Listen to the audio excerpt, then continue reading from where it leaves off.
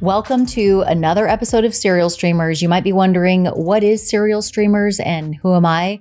Serial Streamers is a virtual true crime TV club for people who are out there binging all the true crime documentaries like myself. And maybe you don't have a partner or a bestie in your life who is as into true crime content as you are. So you don't really have somebody to talk about these wild documentaries with.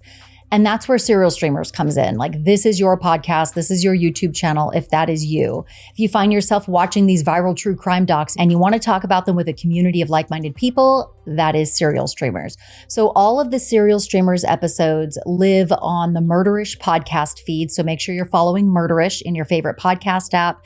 But if you prefer to watch the video version, all these episodes are also on my YouTube channel. And that's at Jamie on Air. That's Jami on Air.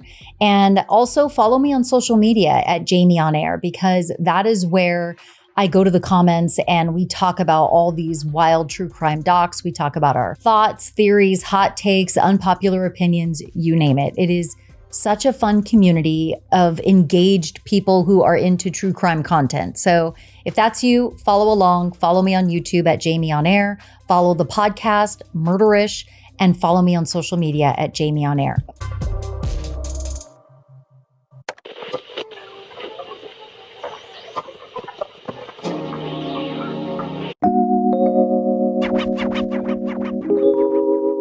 All right, let's get into the documentary that we're going to be covering today, and that is Con Mum on Netflix. Now, the American translation is Con Mom, because this one is Con M-U-M, because, you know, it's takes place in, I want to say, London and other places. So, Con Mum on Netflix, and this one was a lot more wild than I expected going into it. Now, this documentary surrounds a man named Graham Horninggold. Now, Graham is a Michelin-starred pastry chef and pastry consultant. And he meets a woman named Heather Kanuick. I think that's her name. I'm probably going to say it wrong, but he meets a woman named Heather. And they begin a relationship. They eventually get married. And Heather realized they get married, and they also have a business venture together because they have like a pastry consultancy business.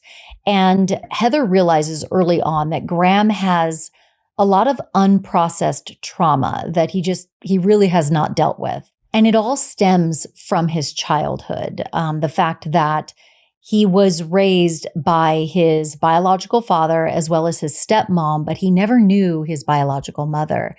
And Graham and Heather talk about in the documentary that Graham's father was not a nice guy. In fact, he was abusive and he was an alcoholic. So Graham does, and again, he doesn't know his bio mom. He doesn't know what happened to her. They never speak of her in his family home. So he's just kind of got all of this unprocessed childhood trauma. We find out that Graham was born in Germany on a German army base in November of 1974. And he doesn't grow up feeling that connection and true love from a family because, again, he didn't get it from his bio mom because he never knew her. And his stepmom and father, or at least his father, was not a good guy. So he just really always had that longing of wanting to feel like he belonged and that people loved him. The only information that Graham really had about his biological mom was that he had her name, which was listed on his birth certificate, and her name was listed as Hatton Horninggold, previously Mahmoud. So he begins Googling his mother's name.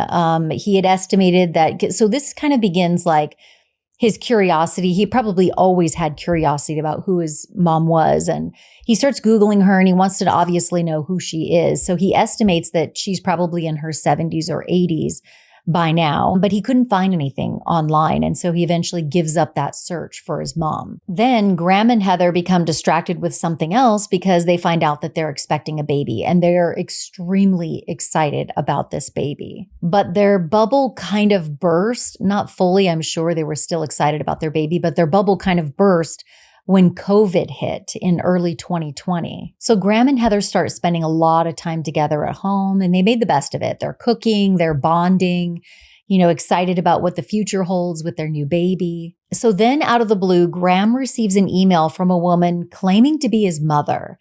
And she says that she'd been searching for him and that her name is Dion, but her name, I guess, was formerly Teresa. I don't know if I had like a mini stroke or something, but like I was watching this documentary as I was on the treadmill. And I want to say she said her name was formerly Teresa, but I guess the important part is she's now saying her name is Dion in this email to Graham. And she says that Graham was taken away from her in Germany and then taken to England, and that she had no control over this. In fact, she goes on to tell Graham that he was forcibly removed from her and that she just had no control over this. And Graham's thinking, wow, a lot of people didn't know that I was born in Germany. And it made him think, maybe this is my mom, if she knows that piece of information about me. That she, that I was apparently taken away from her in Germany and then moved to England. Not a lot of people know that about me, so maybe this is legit. So Graham responds to her email saying, is this for real? No jokes, no scams. So basically, he's already kind of sus on this woman from the beginning, thinking, I don't know, like, it sounds like it could be legit, but then again, maybe she just Googled me, because he was a Michelin-starred pastry chef, and certainly there had been a lot written about him online. So she could have found a lot of information about him online somewhere. So Graham responds to Dion with a series of questions, kind of testing her knowledge to make sure that she really does know who he is and that this really is his mom. So he asks her things like, well, what's my middle name? When was I born? And she gets all the answers correct. So this is the point at which he's like, maybe this is legit. Maybe this is my mom and I'd love to meet her. And this is the start of the shit show that would become Heather and Graham's lives. So Dion reaches out again to her son and she's like, hey, I'm staying in Liverpool. I really would like for you and Heather to come visit me. So they do. And there's video footage, probably taken by Heather, of Graham walking up to this woman, Dion, and just embracing her like, this is my mother that I have been missing for 45 years. And they're just holding each other. And it's very sweet. And at that point, Heather describes that her husband, Graham, kind of felt like he was somebody's baby at that point, which he had never felt in his life. And it felt really good for him because for 45 years, having not met his mom, he says he felt instantaneous mother-son bond with her. And Graham and Dion looked a lot alike and they had similar mannerisms, according to Heather. So this is all adding up that this is probably Graham's mother. And Dion is immediately telling Heather, I'm here for you. I'm your mother-in-law. You're my daughter-in-law.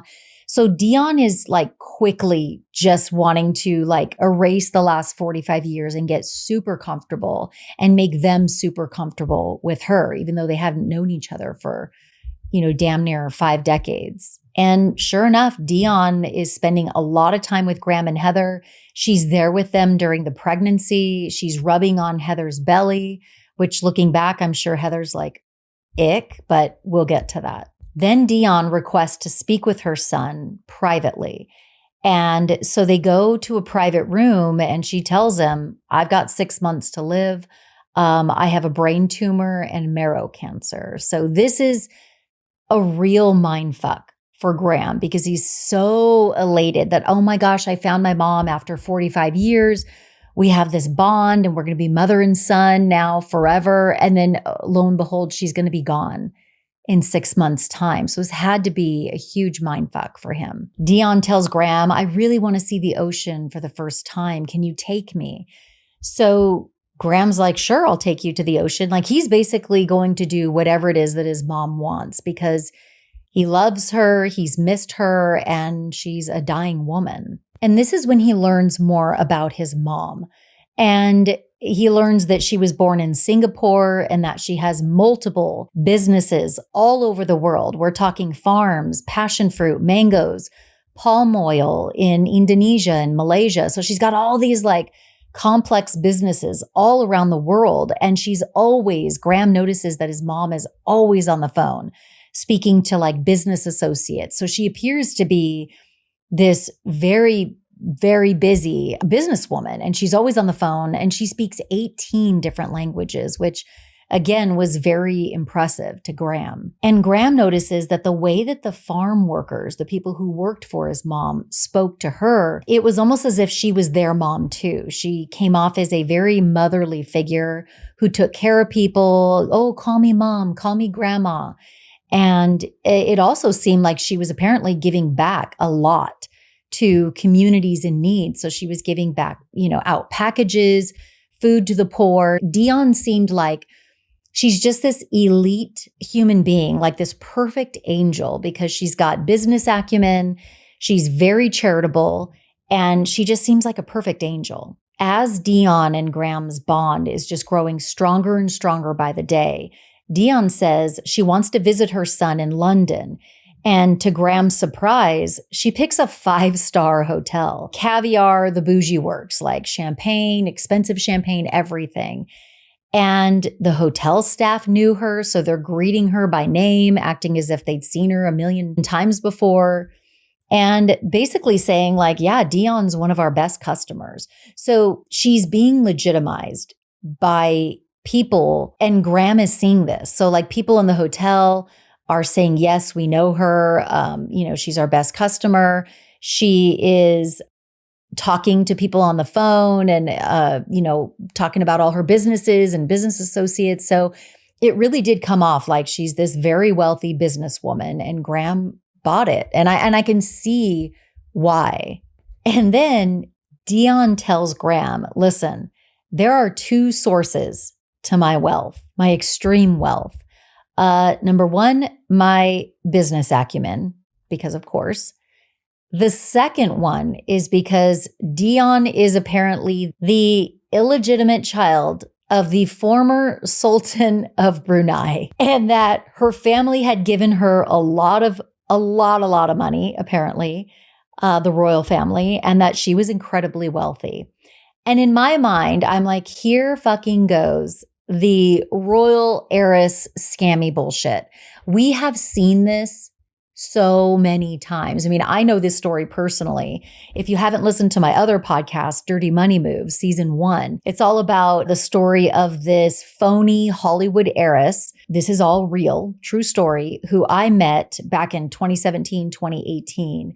And she ripped the bank off, the bank that I was working for $15 million. And I went on to investigate her and found out that her story is so much bigger than just that $15 million scam at the bank I was working for in downtown Los Angeles at the time. She was a prolific scam artist, but she had sold herself her whole life as being a very, very wealthy heiress to a large fortune. And Anna Delvey, wasn't she like a phony heiress of some sort? Like, this story has been told. So it's like, if somebody comes to you and says that they're like an heiress, they are wealthy from, related to the royal family, it's too good to be true. Like, it's not true. Okay. This is like a play right out of like the scammer's playbook. Just run for the hills if somebody tells you that they are those things. Then Dion starts buying really expensive gifts for her son and for Heather. We're talking like Prada, designer shoes, bags, jewelry, expensive cars. She buys her son a Rolls Royce, saying that basically this will erase the 45 years that we haven't been able to be together. This will make you happy and change your life. And basically kind of like just push under the rug the fact that I haven't been in your life for 45 years. And she also buys him a Range Rover. The car dealership staff knows her. So again, Dion's being legitimized right before Graham's eyes. These people, they know her. So it appears as if she's this wealthy heiress businesswoman that like just jet sets all across the world, and everybody knows her because she stays at all these 5-star hotels and visits these expensive car dealerships all the time. And she ends up buying Heather, Graham's wife, a BMW as well. So she is just like rolling in the dough, apparently. Then Heather goes into labor 2 months after meeting Dion for the first time. And it's a boy, but the labor is extremely difficult. In fact, she had to get a blood transfusion after she had the baby. It was really scary, really dangerous, really risky, I should say. And you can just imagine Heather and Graham had really been through a lot with this pregnancy and the labor. So while they're totally going through it, and that, they had a really stressful birth with their son and Heather's health was in jeopardy. Well, now Dion has to find a way to bring the attention back to her because she's a fucking scammer. She sends an alarming message to her son and basically says that she went to the bathroom and there was blood filled like in the toilet. And she sends a picture of urine that is completely red. Like it doesn't even look yellow. This is going to come in later, so I'm describing it, but it's like bright red. And of course, Graham is alarmed because he's like, oh my God, my mom, she's on death's door. Now she's peeing blood. I need to take care of her. But he's also trying to take care of his wife, who just had a very traumatic birth and he just had a baby. He wants to bond with the baby, but his freaking mom is like, I need you. I'm sick. I'm peeing blood. So Graham just goes through this really traumatic birth with his wife. Had a really hard birth with their son. But now he has to deal with his very sick mother who is apparently peeing blood. And so Dion is tugging at Graham's heartstrings. And she essentially love bombed him. Now, this is my assessment. I think, Dion was taking a play from the Classic Scammers Handbook 101, and she's love bombing him and Heather, buying them expensive gifts, saying, I'm going to be the best grandma to your baby, yada, yada. Because she's basically setting him up for the big scam. And so Graham is sort of tugging, emotionally conflicted between, do I stay with my wife and my brand new baby, or do I go take care of my mom who's peeing blood? And ultimately he decides, I have to go see my mom. I can't leave her alone in the hotel room. And so her emotional manipulation works, and he goes and sees his mom, and he leaves his wife, who just had a traumatic delivery of their son, and he leaves. It's not ideal, but he leaves to go take care of his mom. So then Graham is faced with, well, my mom is obviously very sick, but she's alone. But I need to be with my family. So probably the best thing is to move my mom in with my wife and my son. It wasn't ideal, but it was like all he knew to do. Like he had to do the right thing. And you see video footage of Dion being like, I'm going to be the best grandma ever. I'm going to hold the baby. He's never going to cry because I'm going to hold him. And she's just like laying it on thick. However, after Heather gives birth to she and Graham's son, Dion's attitude toward her changes, and she starts calling her names and saying like, you're a very stubborn lady. And she starts criticizing Heather for the amount of time that Dion gets to spend with her new grandchild. And she's just being like this overbearing, mean mother-in-law. And to me, like while I was watching this, I've watched enough scammer documentaries to know that she's trying to isolate Graham because she knows that Graham is her target and that she can tug at Graham's heartstrings given everything he's been through in his childhood. And she needs to get him, in order to do that, she needs to get him away from Heather, who's probably very smart and kind of on to Dion at a certain point. And so she's trying to isolate Graham from Heather. And eventually it does work. So Graham is caught in the middle between what he describes as like an Asian mom telling Heather how to look after her baby and being overbearing. And then on the other hand, you've got Heather, who's tired, who's weary, who's also outspoken. And she's saying, excuse me, this is my son. This is my house. And I will say how I take care of my son. I don't need this woman, Dion, my mother-in-law, telling me anything. And so Graham is caught in the middle of trying to please both women. 2 months after Graham's son is born, Graham and his mother begin talking about a trip to Switzerland to go get all her money, apparently, and so that she can transfer it to Graham. So basically, Dion is telling Graham, listen, we need to go to Switzerland. That's where my bank accounts are. That's where my bankers are. We need to sign some documents. So in order to facilitate the transfer of wealth, because I'm going to die, but I need you to get all my money. Graham's probably like, yeah. Sign me up. Dion says that the banks and her bankers are waiting on her. Everything is set up. All they need to do is travel to Switzerland, sign the documents. Everything will be sorted. And then Graham can go home to his baby and look forward to the great wealth he's about to inherit. Meanwhile, Heather's at home with the baby. And while she's probably exhausted. She's probably like, bitch, bye. Like, get this woman out of my house. Like, she's probably happy to get just a small break from the overbearing mother-in-law that she's just recently begrudgingly inherited. So, of course, when they go to Zurich, Switzerland, they check into a 5-star hotel because, of course, his mother is apparently the illegitimate child of the Sultan or former Sultan of Brunei. So, like, why wouldn't she check into a 5-star hotel? And during that time, Graham notices that his mom is talking all the time to her Swiss bank representatives. But he says the conversations were always away from him. So he wasn't really hearing what she was saying. But she did tell him that, son, listen, you have to have at least $20 million to even have an account at this bank, which I call bullshit. I'm a former commercial banker for 20 years. That's what I did before I started podcasting. And it's not that if you're not rich, you can't have a bank account at a certain bank.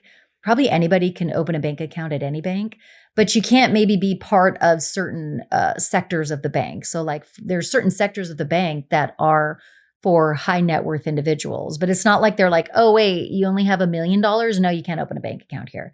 I don't think they can discriminate in that way. But anyway, she's just basically trying to confirm over and over to her son that, listen, I am very rich. Graham's longtime friend, Juan, who lives in Switzerland, is going to be meeting up with Graham, and Graham is super excited to introduce him to his mother, Dion, who had not been in his life for 45 years previous.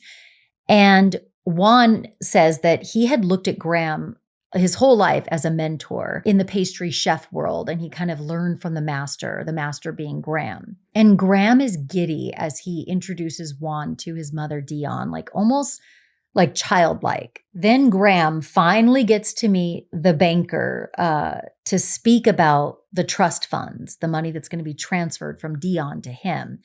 And apparently this banker is a very, very, very high up executive at this Swiss bank. And then Graham says he and his mom are invited to speak with the top executives at this bank.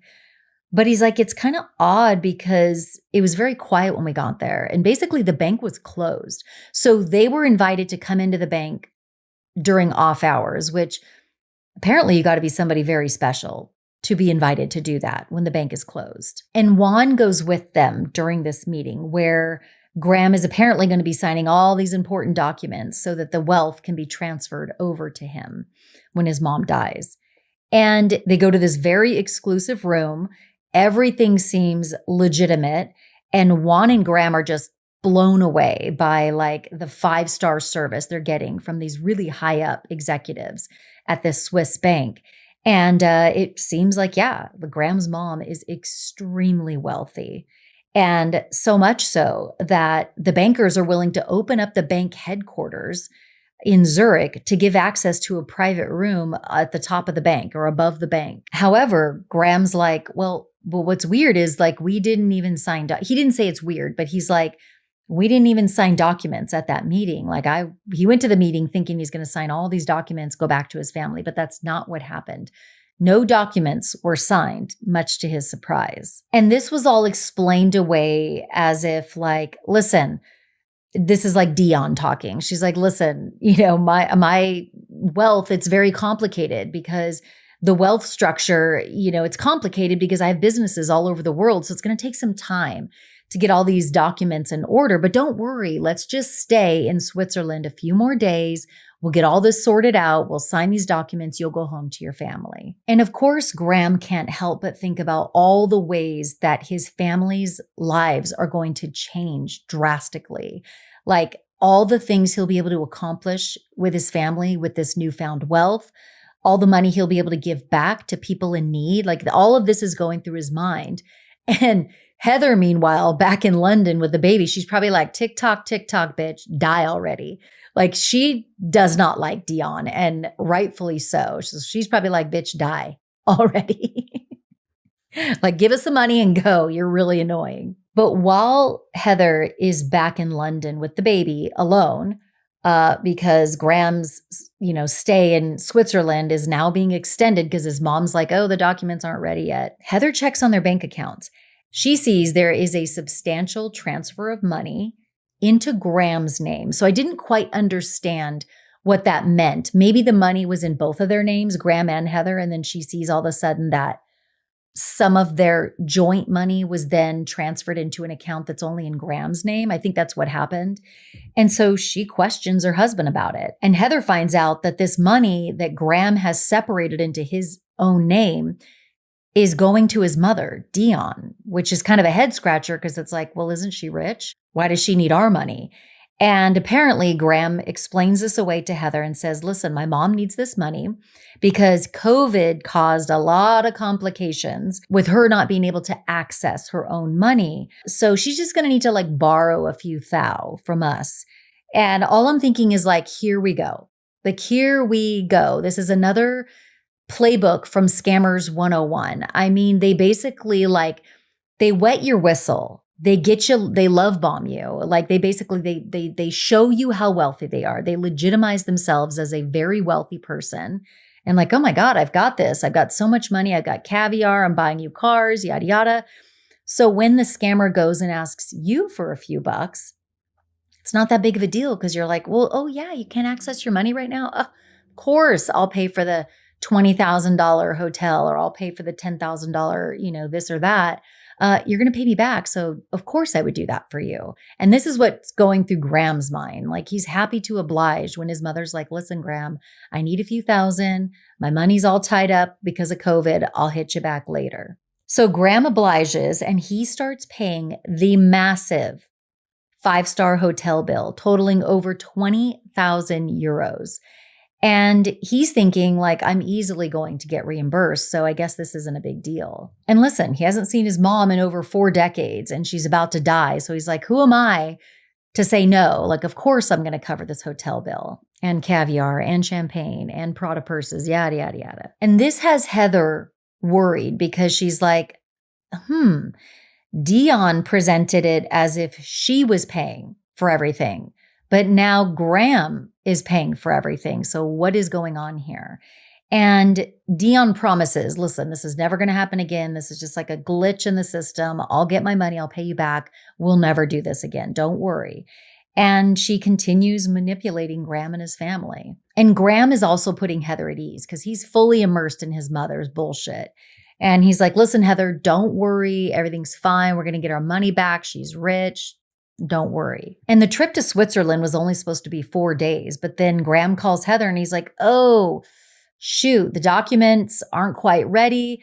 I'm going to have to stay a few more days. Well, then a few more days turns into a week and then turns into more time. Meanwhile, this is when Dion starts sort of like digging her talons into Juan. And she's like, oh, Juan, you're just like a grandson to me. Call me grandma and I'll call you grandson. And she's just like, basically manipulating him just like she did to Graham and Heather. Then Dion looks at her son and she's like, how much money should I give your friend? Should I give Juan? How much?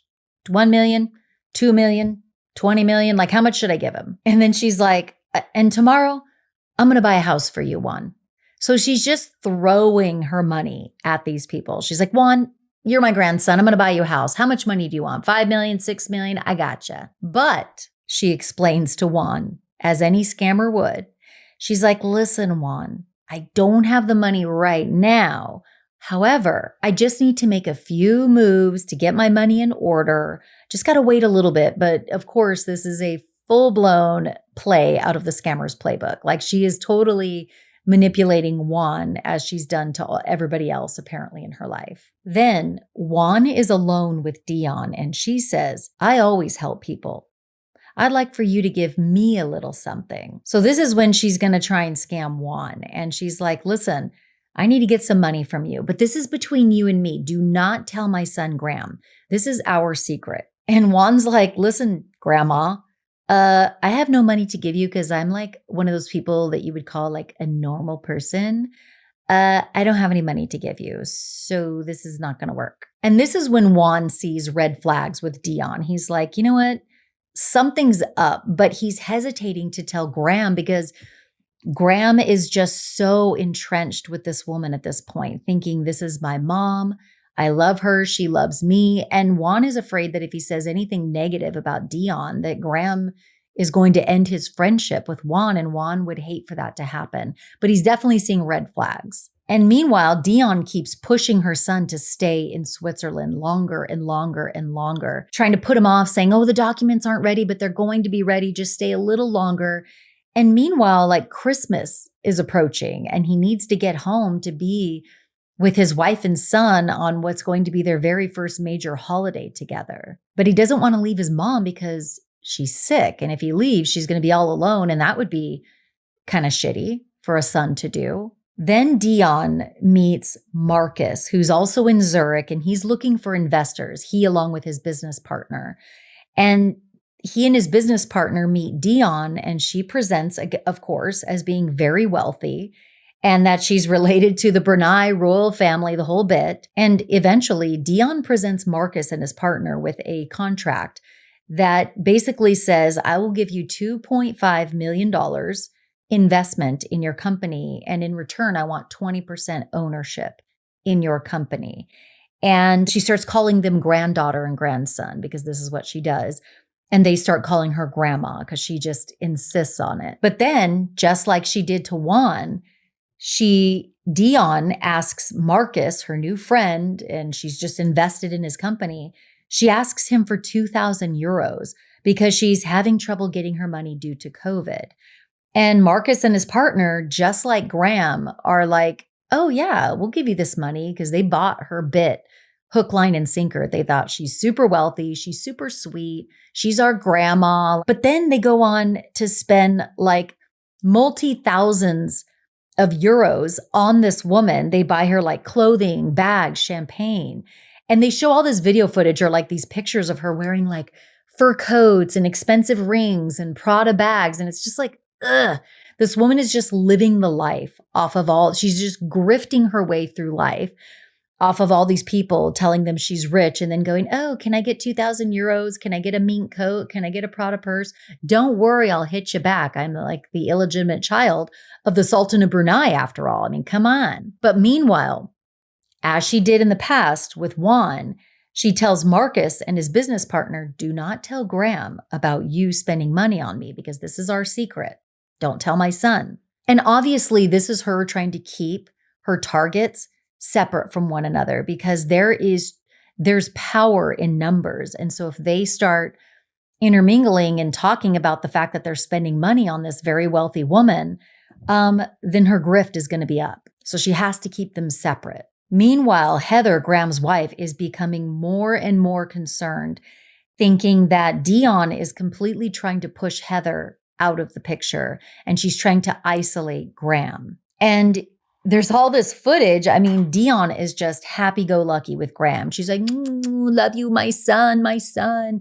And there's all these like funny, silly pictures of them like feeding each other food and doing all kinds of weird things. And meanwhile, Dion's being a nasty bee to Heather, her daughter-in-law. But Graham doesn't see this though. He just sees his sweet, funny mom, rich mom. And Graham is becoming more and more concerned about his mom's health. She's very gaunt, as he describes it. She's laying around a lot. And she's also like waking up in the middle of the night, going to the ledge and threatening to jump off. So she's basically threatening suicide over and over again. And this is just another way for her to manipulate her son. And it's just completely disgusting that she's doing this, but she just wants to seal the deal so bad with him and make him think she's distraught because she's going to die anyway. So why don't I just off myself? And he's trying to stop her and he's having to deal with that. Meanwhile, you know, he's left his wife and his baby alone and he probably has guilt over that as well. So this whole thing was just a huge psychological torture and manipulation and abuse, at the hands of his mom. And Dion just keeps pressuring her son to stay in Switzerland with her, even though like the holidays are right around the corner. And sure enough, Graham doesn't make it home to his family until Christmas Eve. So Heather's thinking like, I might have to spend this first Christmas alone with our brand new baby while he's taking care of his mom and signing some documents in Switzerland. But he does make it home just in time. And this part pissed me off so bad. But when Graham does decide to leave his mom in Switzerland because he needs to go spend the holidays with his brand new baby and his wife, She starts sending him sad pictures. She's like, "You left me alone in my hotel room. Boo-hoo, I'm so sad." And it's just so gross and so manipulative. Like this woman her manipulation knows no bounds. And Heather and Graham end up fighting over Dion because Heather's had enough. And then Heather tells Graham she's trying to make plans for them as a family to go to New Zealand to visit her family and introduce her family to the baby. They still haven't met their son. And at the same time that Heather's telling her husband, we need to go to New Zealand so we can introduce our baby to my family, here goes Dion. And she starts texting and calling her son saying, "I'm going to die like in a few days. I have just a few days to live. Like you need to come see me." And Graham is extremely conflicted. He's like, "I don't know if I should go to New Zealand with my wife and my child, or if I should go take care of my mom who's alone and going to die in a few weeks, apparently, or a few days." And ultimately, Graham decides to let his wife and his brand new baby take a flight to New Zealand alone. And he decides to go stay with his mom. And this is the point at which I think their relationship probably changed for the worse. Then there's a man named Peng. Now, Peng apparently is like an entrepreneur. He's apparently developing this like cutting edge cancer technology.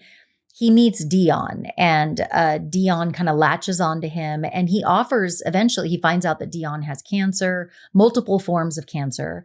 And he offers her a free state-of-the-art cancer treatment. And instead of accepting his cancer treatment, what do you think Dion does? She's like, "Yeah, no. Instead of that treatment, because listen, I'm going to die anyway. Who needs treatment? Can you just give me $50,000 in cash?" And Peng does it. So instead of giving her this state-of-the-art cutting-edge cancer treatment, he's like, "Here's 50,000 euros or whatever it is in cash." And she just goes and spends this money like she cannot spend it fast enough. And again, that money that she got from Peng in cash, she then goes and spends it with her son, Graham. So now all of a sudden she's spending all the money again. She no longer needs money from Graham. This is probably further legitimizing, her wealth to Graham because he's like, oh God, now she's got all this cash. She's buying coats and jackets and caviar. And, so she's basically like, she's stealing from Peter to pay Paul. Like she's able to get an influx of cash. She then goes and spends it right in front of Graham. And Graham's like, oh yeah, she's rich. Then Heather finds out that there are credit cards in Graham's name at the request of his mom. She finds out, and these credit cards are racking up an astronomical amount of debt. So again, this is when Heather realizes, shit, we're being manipulated. Graham is being manipulated. And something is not right here. And Heather enlists Juan's help, saving Graham from his mom's scams. So this is when Heather and Juan both figure out together, like, yeah, this does not seem right. And Graham is in a lot of trouble. And Graham admits in the documentary that at that point, he'd already spent about 80,000 pounds on his mother. So like, was he ever going to get this money back? And that was Heather's fear. And while Dion told her son and daughter-in-law that all the 3 expensive vehicles that she'd bought for them were a gift, in reality, those car notes were in Graham's name. And so, yes, in the beginning, his mother was paying the car notes. So it did appear that even though the notes were in his name, he'd never have to pay for them. His mother was always going to make the payment. But when she stopped paying, and she did stop paying, those car loans were now Graham's responsibility, and those payments start being debited from his and Heather's accounts. And the car debt totals about 300,000 pounds. Then there's a certain point when Dion kind of figures out that Graham is probably becoming a little sus on her. So she goes to her new target, which is this gentleman named Peng, who he's an entrepreneur. He has that like cutting edge cancer technology that he's developing. Dion goes to Peng and basically says, I don't give a fuck about Graham anymore. Okay. Like he drained my bank accounts and I don't want anything to do with him. So she lies to Peng and says that Graham is a scumbag.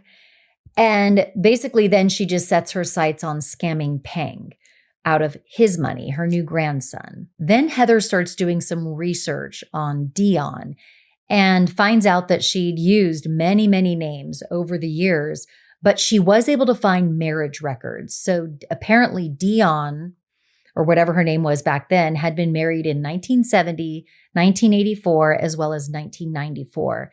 But Heather finds that the date of birth, that Dion's date of birth on the marriage certificates is different on each certificate. She also finds that Dion's father's name is different on all 3 of the marriage certificates, and that all of her named fathers were now all deceased. So then Juan confronts Graham with his suspicions about Dion. And now Juan and Heather are kind of teaming up on this. And he gets Graham's attention. Graham's not fully sold on the fact that his mom's a scam artist, but it was enough information for him to go poking around a little bit in Dion's 5-star hotel room. And he finds a packet of red food coloring. And now this triggered a memory of when she sent him that picture saying, "Oh my gosh, I'm peeing blood." And he thinks, could that be what she used to doctor that photo and make it look like she's very sick? But in reality, she used this red food coloring, because red food coloring is a weird item for anybody to have. It's not to say that you're a scam artist just because you have it, but he's kind of putting 2 and 2 together. And Graham also finds in her hotel room that she's got all these medications, but she has every single medication for other ailments, but everything but cancer. So none of the medications that she has are for cancer. And this is when he realizes, I don't think my mom has cancer. Graham begins to realize that he is very likely being scammed by his mother. And is she even his mom? And now he's completely overwhelmed with the debt that he's racked up to loan to his very wealthy mother. So he confronts Dion. Meanwhile, Heather goes to the police, but they said it's not going to be seen as fraud because this is his mother. At the same time that Heather and Graham are really hot on, Dion's trail as they're about to expose her for being a scammer, Pang, her new target, also begins poking around because months had passed and Dion had promised to make like a multi-thousand, euro, pounds investment, whatever, in his business. And she had still yet to give him a dime. Meanwhile, he'd given her 150,000 euros. So he's kind of in the same position as Graham. He's kind of like shit up a river. He spent all this money on this apparently very wealthy woman, and she's not given him a dime that she's promised. So he starts poking around, and Pang ends up calling Graham, and Graham feels sick over the news that he's getting from Pang because it's essentially validating everything that he and Heather were feeling and basically knew that, oh my gosh, like we've all been had. And it made him so sick. And this is when Graham realizes that a lot of people around him had been told by Dion, don't tell Graham. Like that was the running theme, don't tell Graham. So he realizes now that he had been kept away from her scamming other people right under his nose, but he just wasn't aware of it because they weren't telling Graham that they were giving Dion money. And apparently Dion had previously refused to do a DNA test. I guess Graham wanted to do one early on when he first met her just to confirm like that, hey, you are my mother. But now he's pushing the issue and he's like, listen, Dion, you're going to do a DNA test and we are going to resolve this once and for all. Like we're going to find out if you really are my mom. So they both submit a DNA swab to a genealogy company. And then they get the results. And Dion is Graham's mother. And I was a bit shocked by this because, of course, I thought it's going to turn out that she was just a scammer the whole time. I don't know how she was able to get all the answers correct about his middle name and his birthplace and all that. But I was kind of shocked to find out that she was actually his mom, although they did kind of look alike. But the DNA proves this is Graham's mother. But it's kind of more of a mindfuck because Graham's like, I've been conned by my own mother. It's just, and then Dion disappears. And Heather continues to research and investigate Dion, and she finds that Dion did have a criminal record in her past. So at the age of 41, Heather finds out that Dion was convicted of receiving cash and jewelry by deception. And this would have been when Graham was about 9 years old. And she also had previous shoplifting charges. So now all the pieces of the puzzle are coming together. This woman's a scammer. Like, she's been a criminal and a scammer her whole life. 1 year after Dion ripped her own blood son off for thousands upon thousands of euros, she calls him from Malaysia. And she's like, "Hey, son, my son." And he's like, yeah, hi, Dion. And basically she's like, "Listen, I'm sorry for what I've done to you." So she's basically admitting, that she scammed him without saying those words. But she's like, "Listen, I'm sorry for what I did to you, but I can't change it." She just kind of throws her hands up in the air. She's like, well, it is what it is. And Graham is just like, wow. This man has been through so much with an abusive alcoholic father, a mother who was never there. And now all of a sudden she's there and he's on this roller coaster with her. He's taking care of her. He's spending money on her. He's bonding with her. He's allowing her to hold his son and bond with his wife and his own son. And only to find out that she just fucks him over when she meets him. And the only motivation she had to get back in touch, to get in touch at all with her son was so that she could live the high life and rip him off. Like, it sucks. And apparently no criminal charges were ever filed for Dion for what she allegedly did to her son and others, all the allegations that were documented in this documentary. And sadly, Heather and Graham end up splitting up. And it seems like, although they don't explicitly say this in the documentary, it seems as if Heather takes their son and moves to New Zealand, where her family is, and Graham stays in London, which I just thought was really awful. Again, Graham has been through so much, and then here he has this baby and all the things he just went through with his mom and being scammed by her.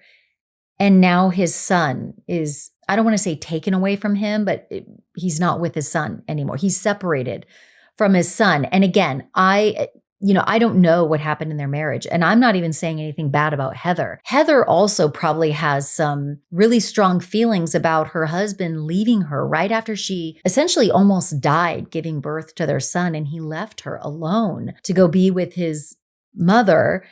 And so she probably has some feelings about that. And they'd been through so much together. And so I don't know what motivated the decision for her to move to another country. And now Graham, I guess if he wants to see his son, he's got to get on a plane and go do it. So I don't know what that dynamic is. I just thought it was really sad, given all they both have been through, that they didn't end up together in the end. So it does seem like this Dion thing, or whatever her real name is, really did a number on them and may have been the catalyst. It may have been the straw that broke the camel's back in their marriage. Overall, I was just kind of sad watching this documentary. I mean, this is his own mother who comes back into his life. And it's also just jaw-dropping to see these con artists at work. And they all kind of do the same thing. They might do it in little different ways, but many of them, they love bomb you, not only emotionally, but with like gifts, like, "Oh my God, here's a car, here's a this." And at the same time, they're legitimizing themselves as this very powerful and wealthy person. They sometimes pretend to be, from some royal family or being an heiress to a fortune, like, "Oh, I'm going to get all this money, but I just don't have it yet. Can I get a little bit from you in the meantime?" So, and they kind of wet your whistle. They buy you all these gifts. They show you the money that they have before they go and ask you for money, because then it legitimizes them and makes you comfortable, puts you at ease so that you'll easily give up your money. So then they start living on your money. And before you know it, you're not getting any money from them. You're only giving the con artist your money. And I can just totally see how Graham was like the perfect target, because he was so vulnerable given his childhood trauma and his longing to want to be part of a family and wanting somebody to love and nurture him. So really, really sad documentary. I would definitely suggest you watch it. It's a really easy watch. It was only about want to say it was like 90 minutes long. It's only one long episode, but check it out. But I, really am enjoying watching these documentaries and sharing them with all of you. I love this community that we're building of serial streamers, of, just like-minded people who are all into true crime content. We're all watching these documentaries. And now we have a place to discuss them. So make sure you're subscribed to my YouTube channel at Jamie on Air. That's where all these serial streamers episodes live. If you just want the audio version, you can follow my podcast called Murderish. Murderish is available in all podcast apps. The audio version of all the serial streamers episodes, those live in the Murderish podcast feed. And make sure you're following me on social media. I'm on TikTok, Instagram at Jamie on Air. That's JAMI on Air. That's where we go. I'll post clips of the episodes, the serial streamers episodes, and then we'll talk about our thoughts, our theories, our hot takes, our unpopular opinions.